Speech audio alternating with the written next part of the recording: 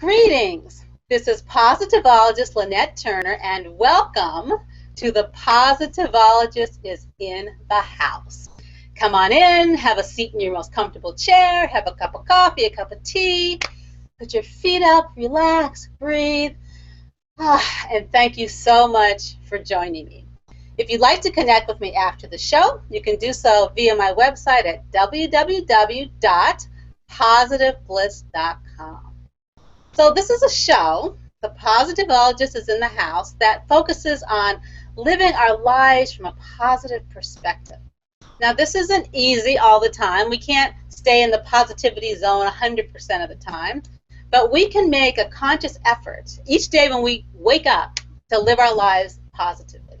It's just as easy to start your day with a positive point of view as it is a negative one. And if you follow up the positivity tricycle or bicycle or motorcycle, you can just get right back up and keep riding. And so that's what I encourage people to do.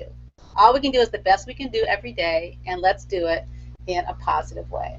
So I am so privileged and blessed to have this platform to reach out and talk to amazing people who are walking that walk and really living their life in a positive way. And so we have a special treat tonight because we have a Reverend Andrea Rudolph here, and Rev Andy, as we lovingly call her, is also a friend of mine. We're both interfaith ministers, and we sit on the same ministry team, so I have the privilege of working with her in that way. And additionally, she and our good friend Maria Costello formed a group called Healing Vibrations, and so we get together, and one of the things we do is play singing bowls and do chanting to help relax and have the people who come to meet with us really tune in to that energy of light and of love. And so tonight we're going to learn about chanting as a spiritual practice. And spiritual practices are amazing, wonderful things for all of us to adopt into our lives. And there's several different spiritual practices we can have. And chanting is an amazing and incredible one. And Andy knows all about it. She leads chanting circles, which I'm privileged to. I try to come every time I can to be in that energy. And so, put on your hang on tight. We're going to take a wonderful ride here, and we're really great to have Rev Andy here to take us on that journey. So, hi, Rev Andy. Hi, Lynette. Thank you for having me. Thank you for being here. You look lovely as always. Oh, well, thank you, so do you. And I love that our colors match tonight, too. I know, and we didn't even plan it. It just turned out that way because I think we're like in the zone. Our minds are in the zone. We kind of. I'm going in the zone with you, Lynette. Here, Yes. You're taking me into the technological world. And you did it. You're here. I'm doing it. Wonderful, fantastic. Don't think I wasn't chanting beforehand. You were chanting, please let the tech go, okay? Please let the tech. I've been there, believe me. So before we jump in, because we have some questions we're going to ask you, and then we're going to actually tone and do some chanting on the air, and we're going to invite all of you viewers out there to participate and do this with us. This is going to be an interactive show tonight. But first, I'm actually going to turn it over to Rev Andy, and I'm going to ask her just to tell us a little bit about herself so we know a little bit about who she is and what she does, and also we'll want to let people know how they can reach you and connect with you after the show if they'd like to, and we'll do that again at the end. But for a few minutes, I'm going to turn it over and say, don't leave anything out about your wonderful self. Take it away, Rev Andy. Thank you, Miss Positivologist. Absolutely. So one of the things that makes me so excited to be here is talking about this other part of the work I do, because the biggest part of my work is that I'm a holistic psychotherapist. So I see clients in offices in Monroe and Fairfield, Connecticut, and I'm privileged to really work with people to help them nurture their body, minds, hearts, and souls, and try to navigate life's challenges and hopefully come out feeling more whole and optimistic and peaceful and joyful like we do. So that's a great thing I get to do. I feel really privileged when I work with wonderful people. The other side of my work is that I do this work as an interfaith minister. And so besides getting to do services with you and with our wonderful community in Milford, I get to lead these monthly chanting circles, and I lead a women's spirituality group, and I get to do weddings and other rituals and things like that. So it's just been such a blessed time way to express both spirit and my just called to be of service to people. So that's kind of me in a nutshell. I do have a website. Do you want me to tell people what it is Yes, now? please. It's www.inthespiritoflife.com. And my email is the same, inthespiritoflife@gmail.com. So Wonderful. best way to reach me and find out what's going on.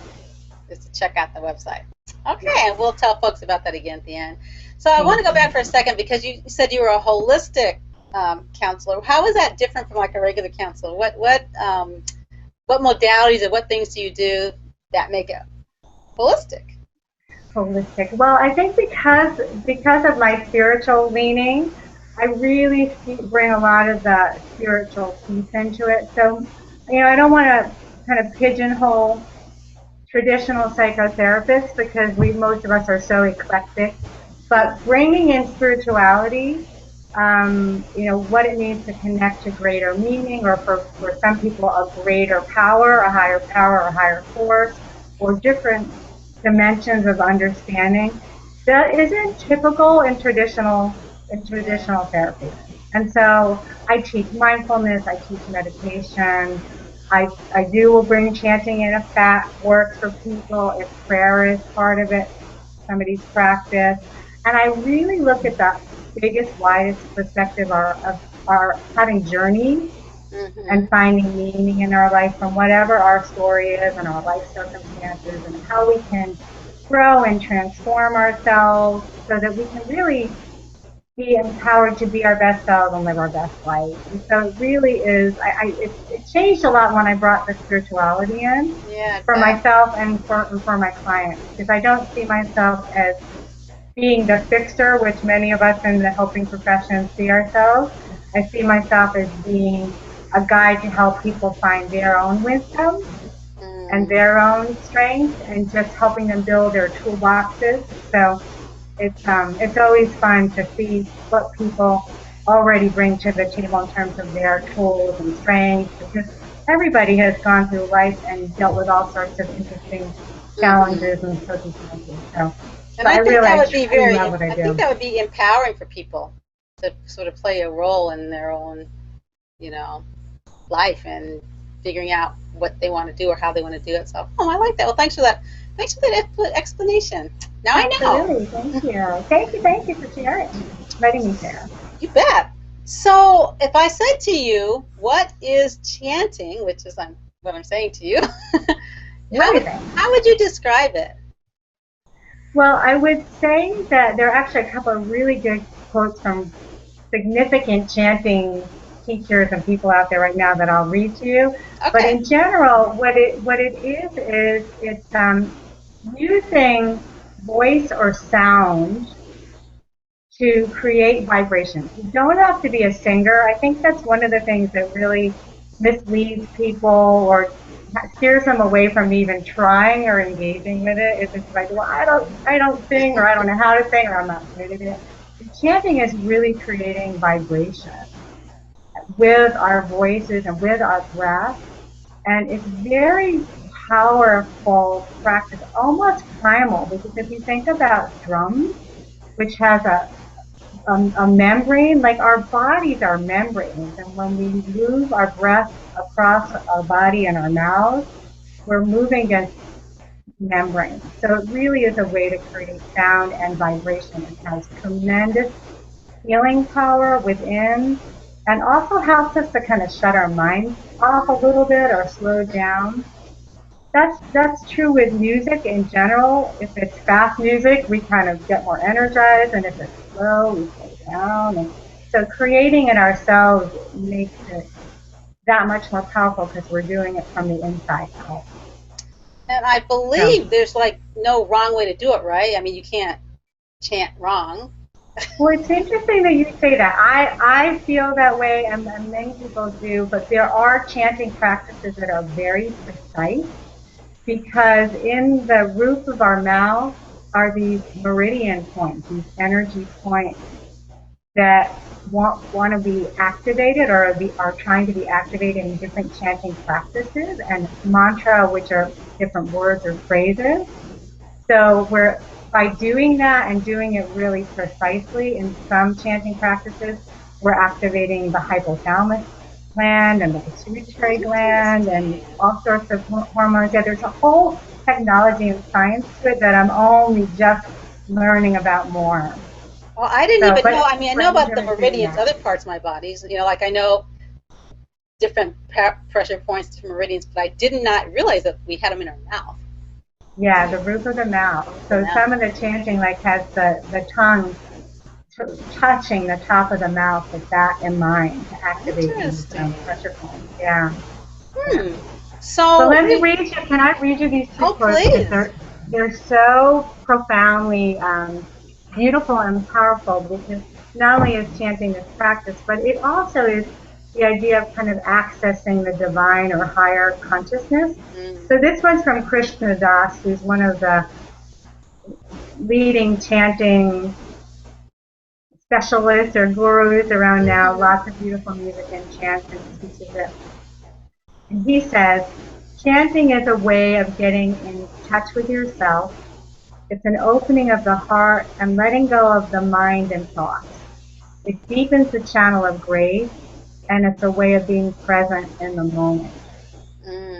So like other meditation practices or spiritual practices, it helps us to just get out of thinking mind and move into either a higher mind or a neutral mind, or just to access peace or joy or comfort or whatever it is. And I love that being present, right? Because we spend so much time sort of thinking about what we need to do tomorrow or what we didn't do yesterday, but to just be present right here, right now. Exactly. Beautiful thing. Great. And is there a second one you want to read? Yeah, there's one from Yogananda, who is one of the yogis who brought yoga over from the east to the west. And he describes it as chant is a devotional practice, a form of heartfelt prayer. We call out to God, we honor God, we thank, we beseech, we invoke, we bow, we bless, and we celebrate. We become as intoxicated troubadours, singing our love songs to the divine beloved. Listen, listen, listen to my heart song.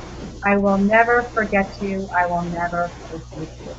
Oh, that's so this idea that not necessarily, the idea of God is always tricky for people, but that there's some just greater, more expansive state of being that we are calling forth or trying to align with or attune to, and that's what I find so powerful about chanting. Yeah. Oh, interesting. So, Andy, do you happen to know the origins of chanting? Well, I did a little research when you asked me that question.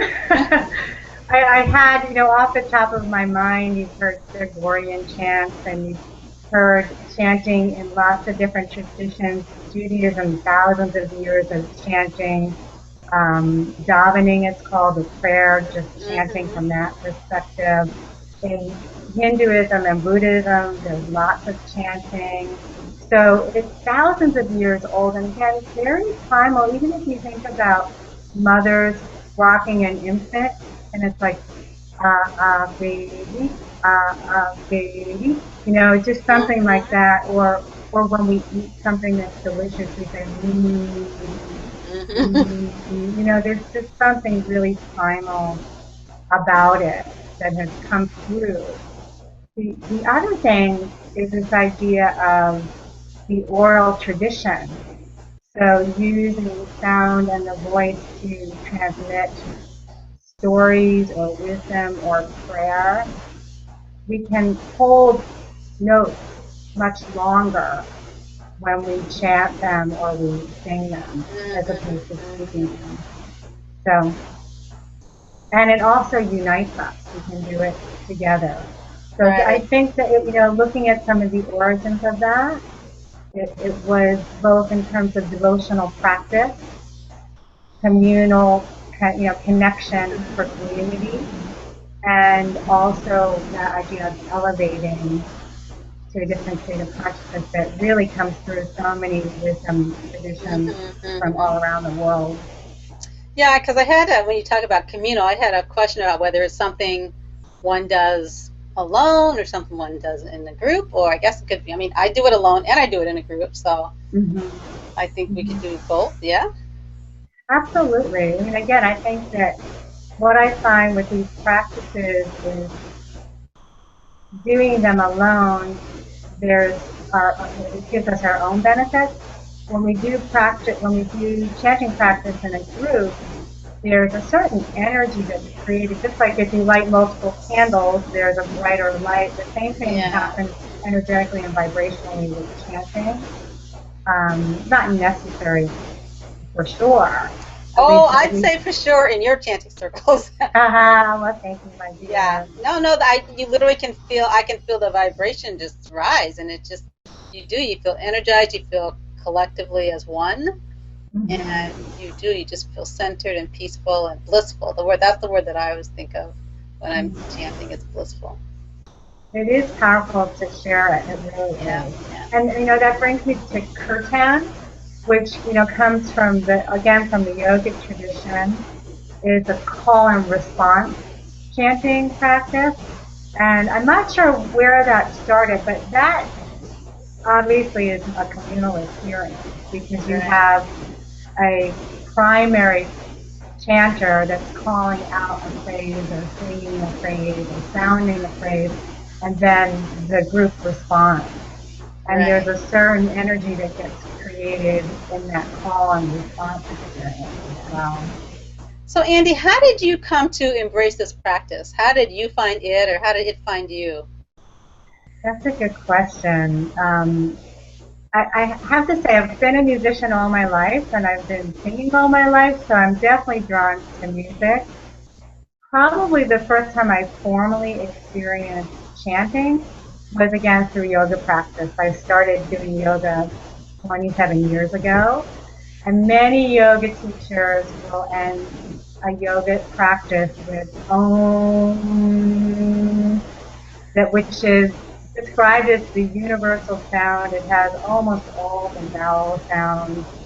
There's all sorts of descriptions and meanings and definitions of the sound or word Om, but a very primal sound. So that was my beginning experience with it. And then from there, kirtan, also through yogic tradition, is something that just really helped me turn my mind off. I'm not a very good stationary meditator. My mind is just way too active. Right. So I find that chanting gives me something to do. It also brings in breath work. And so a lot of meditation will have you focus on the breath. And with chanting, it really is more focused. So that was my beginning. And then several years ago, maybe 10 or more years ago, I decided to learn and dive more deeply into Judaism, which is my heritage, but I didn't really know much about the religion. And in doing that, I learned how to chant Torah, which is spoken in Hebrew. And so there's very specific tones and chanting that goes along with certain words or certain vowels or certain consonants. And so I learned that chanting practice, and then was invited to help co-lead a chanting circle in Hebrew with a rabbi friend of mine. And it's just been going from there. Recently, which you've heard me talk about, is I've gotten very much into the past couple of years Kundalini yoga, which brings a lot of chanting in, tremendous amount of chanting with mantras, these certain phrases that have specific power, or that's the believed power to transform and move energy and elevate you. And so that really has become another way of me expressing, and I've studied all sorts of You've got a wide spectrum there. Yeah. Of opportunities. I was going to ask you, because we've talked about chanting, and we said the word mantra, and the difference between the two. So chanting is just any kind of sounding of anything. It can be a word, it can be a vowel, it can be a phrase, but mantra specifically comes from the Eastern tradition. And man means mind, and tra means either projection or to free oneself from. So mantra is a phrase that frees the mind. And so when we chant mantra, you can also recite a mantra. It doesn't have to be chanted. There's a belief that you are repeating these words and activating something. They're almost like a magic formula. These ancient languages were thought to bring forth whatever was heard from the divine, and bring forth healing, or bring forth peace, or bring, rid negativity, or protection, bring protection. And so it's like a formula almost. Yeah. Whereas chanting, you could just keep doing the same, a vowel sound, and it becomes more trance-like. Both of them can be, but there's a specific intention tied to mantra as opposed to chanting. Okay. So is there an ideal candidate for someone who wants to, someone says, I think I want to chant, or I want to be a chanter, learn how to chant, and who's the ideal candidate to be a chanter? I believe anyone can chant. I was thinking of, I don't know if you saw the movie Ratatouille. Yes. And in the movie, anyone can cook. Anyone can chant, Lynette. Anyone. If you have a voice, you can make sound. And it really does not have to sound pretty. It's about activating and vibrating with your breath and in your body. And many chanting moments will have you take that sound inward, or a phrase inward, so that you're just connecting and you're resonating, you're entraining yourself to a different frequency. Right. So anybody can do it. Really anybody. So if someone asked you, so I'm going to do this chanting, how long should I do it? Or are there good chants to start with? I don't know if when we do the chanting we'll share one or two or something, but guidance for someone who's just starting. So for instance, with meditation, when I first started meditating, I literally did it for 1 minute at a time, because I have monkey mind, like you wouldn't. I mean, me too. My mind's just always going, I'm always thinking. And in the beginning, even when I sat for a minute, it felt like an eternity. I was like, when is this minute going to be up? And so I would literally set a timer. So I said, I know the timer's going to go off when it's up. And then, of course, with anything, the more I practice it, then the longer I could do it. So I went from 1 minute to 2 minutes to 5 minutes to 20 minutes. And I don't know if chanting can be that same kind of process, or it's different for different people. But I'm not sure how you guide people if you're helping them learn how to try chanting as a practice. Well, I usually encourage people just to either start with Om, Om, and do it 1 time, 3 times, 5 times, doing it on a whole breath if you can, and seeing how that feels. We can even do it now. Let's do it. Let's. Yeah. So if whoever is watching, to just make yourself comfortable. It helps to sit up straight just so you have your full lung capacity. And close your eyes so that you can just concentrate on the breath. Maybe bring your attention down to your stomach, rising and falling with that breath. And taking a deep breath in, and on the out breath, just chanting that word Om until your lungs are empty. So taking a deep breath in. Om.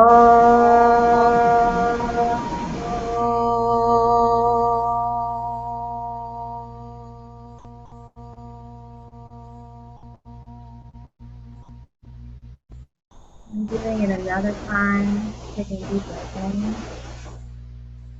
Om.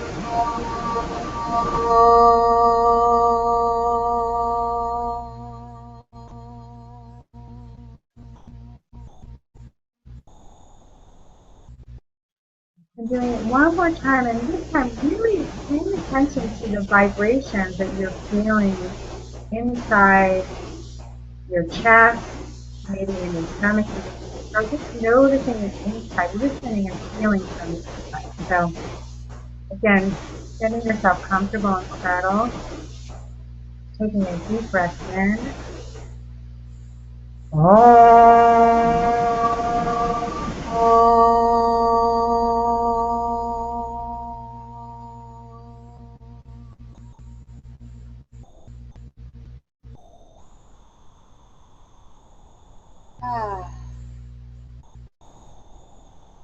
Why does that feel so good?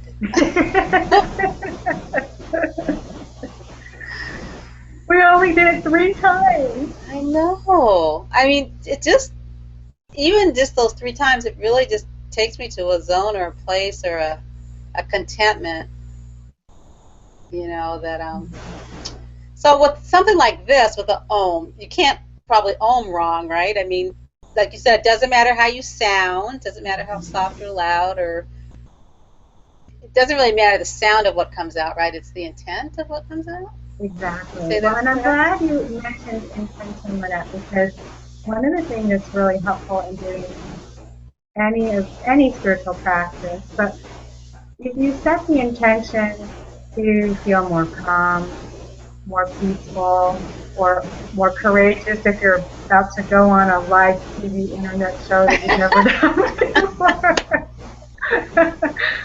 You know, if you set an intention to align with that which you hope to experience, and then you chant whatever you're chanting, it doesn't matter how it sounds. It's really, it's, you know, the intention to kind of drop into a more spacious, calm, or easier state of being, which is the other part I want to point out. One of the other powerful things I find about chanting practice is when we stop, there's silence. And this is true in music as well. We need the spaces in between. So by practicing, we get to a place when we stop, we can drop in even deeper. Which, like I said, that's what I find is different for me than when I do a sitting meditation. My mind is just going and going. But when I'm chanting for a few minutes, I can, when I'm in silence, I can be much more calm and steady. So do you think this chanting is something that can also be effective for younger people, for children to do? Definitely. Definitely. I mean, I think kids are so sing-songy in their nursery rhymes, and they're not thinking about, am I doing this wrong or right? Does my voice sound good or bad? They really don't think about that. So it can be very freeing. I literally chant everywhere, all day long. If I'm stuck in traffic, if I've had a long day, if I'm tired, all day long. That's interesting because you know, often when I think of a spiritual practice, I think of a dedicated, you know, okay, I'm getting up in the morning and this is my 20 minutes to meditate or chant. But yeah, I can see how you can really just do it anywhere. I've been doing it on the way to work, but I've been really careful not to go too deep into the song. Right. Because I'm driving, but I can drive and you know, I'm repeating the chanting as it's on my little iPhone, and you know, actually keeps me kind of calm with all the craziness that's going around, the way people drive like they, you know, don't have any sense on the highway. That's interesting to think. What are you chanting, Lynette, when you're chanting? Om Ganganapataye Namaha. Om Ganganapataye Namaha. Do you know that particular? Yes. Yeah. Do you want to tell people what it is so they know? Oh, you tell them. we just did it. We did it on Sunday, but I know you weren't there because you were sick. So in the Hindu tradition, there is the elephant god, Ganesh, who is the remover of obstacles. Yes. So in the morning, I have this 8-minute chant that I found on YouTube that I do every morning before I'm in bed. I'm sitting in bed with my, and I do that chant, and it just gets me in the really great space. And sometimes if I'll put it on when I'm driving to work as well, and I'll do it. So I love it. Yeah. So that's a perfect example of a mantra. Yeah. So the Om Gam Ganapataye Namaha is I bow to Ganesh, the Yeah. remover of obstacles. So the mantras and the phrases that either have some kind of bowing or deferring to some greater forces out there, Yeah. or help me to align with lightness over dark. Or peace. Om Shanti Om is a really simple mantra. Om Shanti Om. So Yeah. yeah. Yeah. And I believe in it. I really, in my mind's eye and in my heart, when I start the day, I believe obstacles are moving out of the way so that I can have the most positive day possible. Hmm. So I'm sticking to that point of view. Go for it. No, it's true. I mean, it is transformative in that way Yeah. because that's where our intentions come in. Well, whether or not it's true doesn't really matter. If I believe this is going to remove my obstacles and makes me feel better, so I'm going to do it. And I But there's believe no. what we visualize and what we put out there is what the universe is working to bring to us. So Mhm. why not put out that obstacles are going to move aside versus the getting up every day and going, oh, I know everything's going to be horrible and there's going to be all these obstacles. And I'm like, no, don't say that. That's not what you want to invite. That's not the energy you want to invite. So put out there what you Right, really want to have come exactly. back. Yeah, I think it's really Well, and powerful. you asked me about is there a certain amount of time and I think, really starting with simple as an Om and doing it anywhere, anytime, even and especially if you're feeling stressed, you know. I can't tell you how many people have said, I just did Om 3 times and I just felt so much better. Partly because we're slowing our breath down. We just took 3 long, deep, slow breaths, and that Yeah. helps a lot. Yeah. So it's a really good place to start. If people want to learn more, I can certainly share some resources. There are really some wonderful chants out there, and wonderful teachers that do toning, which is just vowel sounds or simple sounds, or just being able to yawn, and when we sigh, we're basically chanting, anything that feels good. And the Yeah. more you commit to it, the more you say, you know what, I'm going to do this for 5 minutes every morning to start my day off, or I'm going to do it in the car on my way to work, or I'm going to do it on my way home to release tension, or Yeah. before I go to bed. I mean, if we all feel so calm at the end, unless we're doing a more active chant, we usually just want to go right to sleep. So if we Right. get some chanting and put everybody to sleep, sleep better. It really is it really shifts something in the mind Yeah. and in the nerve. And gives us permission to be still, just to be, be Yeah. mindful, be Hmm. present. So you mentioned toning. Can we try a couple of tones or toning to get a sense of what that feels Yeah, like in our bodies? absolutely. So it's the same idea of just doing that Om. Jonathan Goldman, who's one of the sound healing pioneers, I mean, there are many people, but he has done a lot for the past 30 years and just studying different toning and sounds and chanting across the world. I did a workshop with him like a year and a half ago. And so he associates the vowel sounds with each of the chakras. So these energy centers that align with different parts of our bodies and our subtle energy bodies. And by toning, we're actually opening up or unblocking these energy centers so that we can have more flow and more prana or chi or life force Mm-hmm. going through us. So the simplest one is just the ah, which is connected with the heart chakra, the heart center. And if we want to envision the color that's associated with it is the color green. Yeah. And so why don't we do that? We can just chant Yeah. that. Maybe we'll do it 7 times. We'll just chant ah 7 times.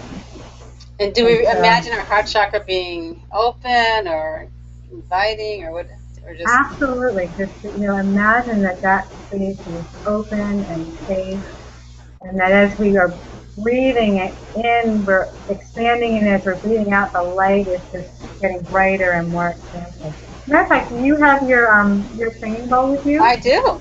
Because yours is tuned to The heart the heart chakra. chakra, The right? F You want note, to yeah. sound it, or we can Yeah. sound to Yeah. that? So, you know, as you're pulling it together, we can talk about it afterwards. The use of bowls and other instruments. So do we want to all, as I'm doing the singing bowl? Yeah, different tone. You can hear it better. Different tone. You should start it. I should do it. I should start the ah. Yeah. Okay. The ah sound is the vowel sound. Open your heart and coming back into center space, closing your eyes, connecting to that green color, the heart center, and that you start us off. Inhale. And then exhale. We'll ah.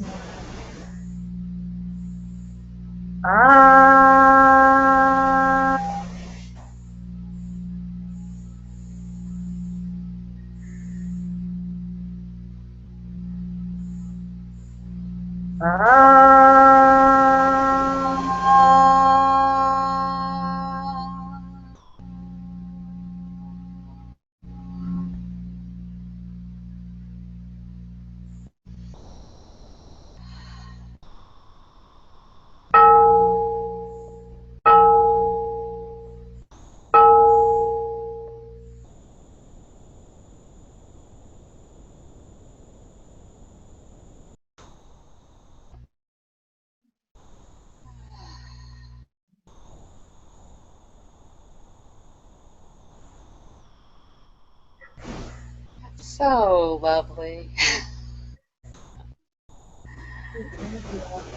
Not too long ago, Andy, I went to, which I think you are aware of, I went to New York because Tom Kenyon was there. And Tom Kenyon is who I received my sound healing training through, and he channels the Hathors and the angels. And so we're at Symphony Space, which seats 750 people who came from all over the world, and you could have literally heard a pin drop as he sat on the stage and played the singing bowls and chanted and mantras, and it's so, I mean, I was like vibrating. Literally, when I left, I was, I had to like get a taxi to Grand Central, and I was like, I have to try, I mean, I'm floating. I need to try to stay grounded enough to, you know, get in the taxi and get to the train station, because it's just, it goes to like every fiber of your being. What kind of chanting does you do? I've heard some of this stuff, but I'm sure it's like in a I don't even want to call it a concert because I know that's not what it was. But I don't even know how to put what he does into words.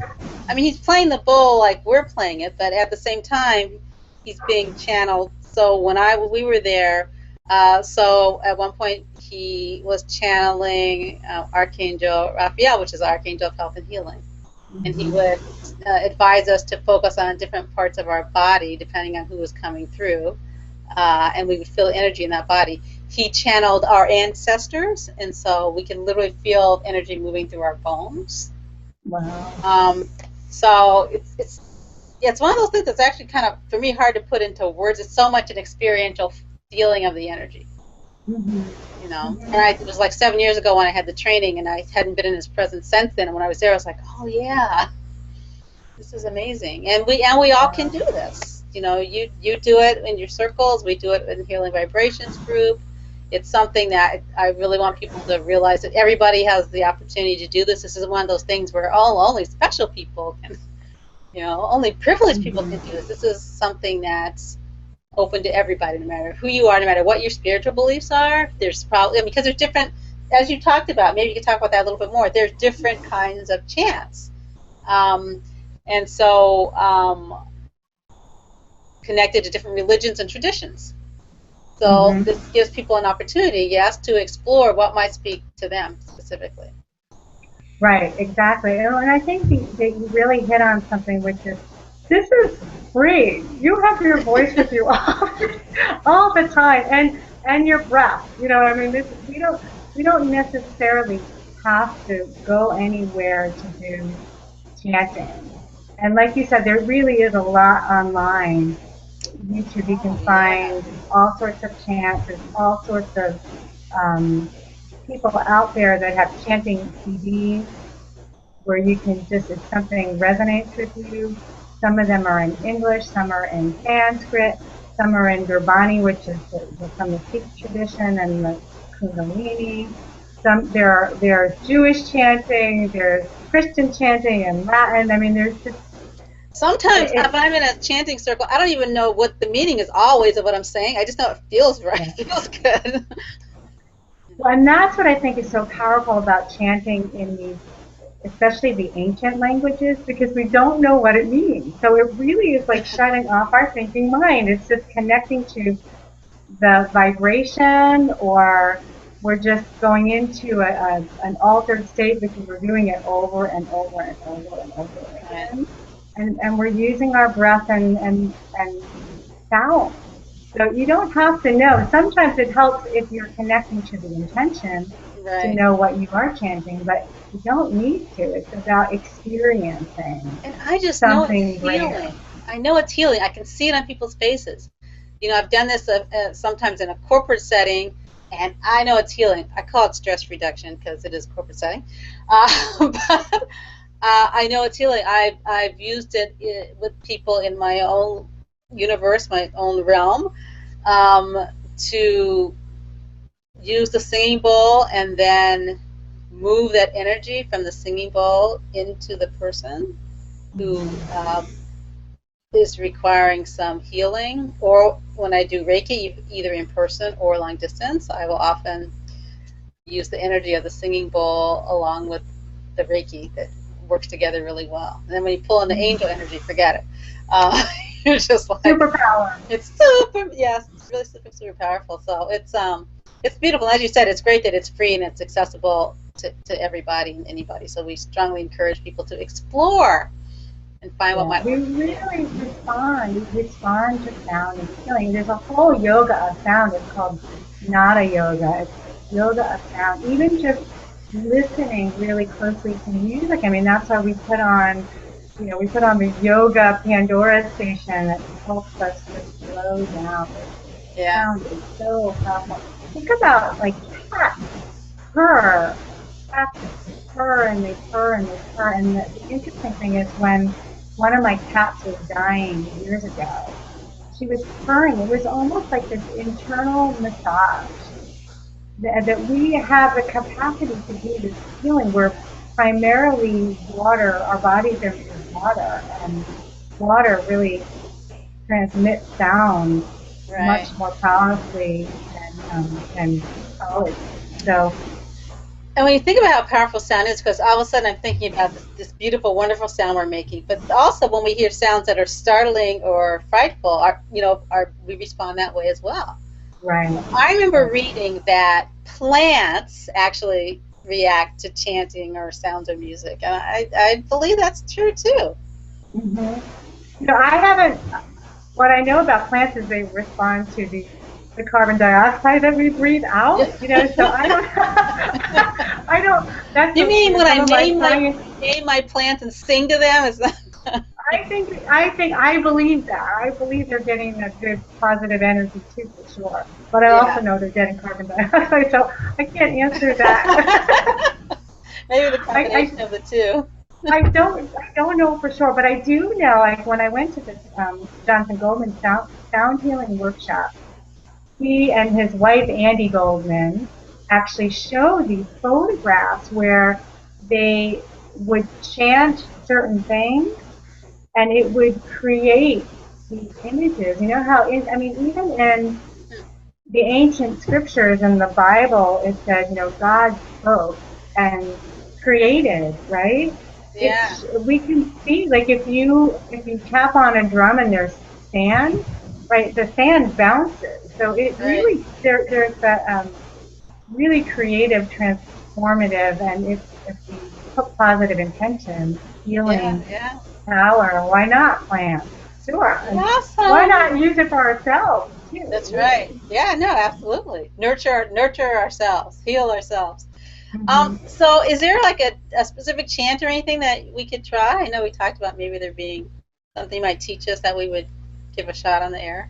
Yeah, absolutely. I was trying to decide if we should do one in English so we don't scare people off, I or if we think I do. think this audience is open-minded, open-hearted, and ready for Okay. anything.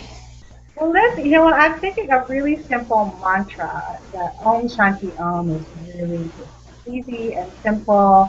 Um, in Sanskrit, again, through the yogic and Vedic tradition, there's some real traditional chanting, some of which I know and some of which I don't. But Deva Premal is one of, she and Miten, her husband, have done many, many CDs and have done many world tours teaching chanting. They're a good place to start. Um, So say their name again so people can jot it down. so Deva is Deva, DDVF. Premal, Premal. And so many of the chants that I teach are ones that I've learned and that I listen to from her. So this is her Om Shanti Om chant. It's very easy. Okay. And just, I'm going to show everyone, if you haven't seen mala beads, these are the prayer beads in Buddhism and Tibet, and they have 108 strands on them. Yes.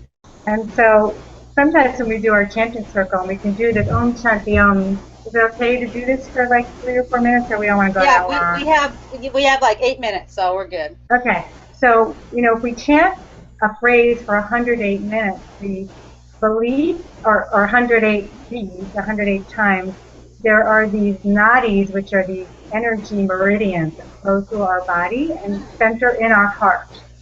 And so the belief is that we're activating these energy meridians by chanting this mantra 108 times. That's great. And so the viewers, now you have at your very fingertips, you can go back and revisit this on YouTube or podcast and do have your own personal guided chant. There you go. Okay. So again, make yourself comfortable, get yourself centered, and close your eyes if you feel so inclined. And just draw your attention into your chest, moving up and down with the breath.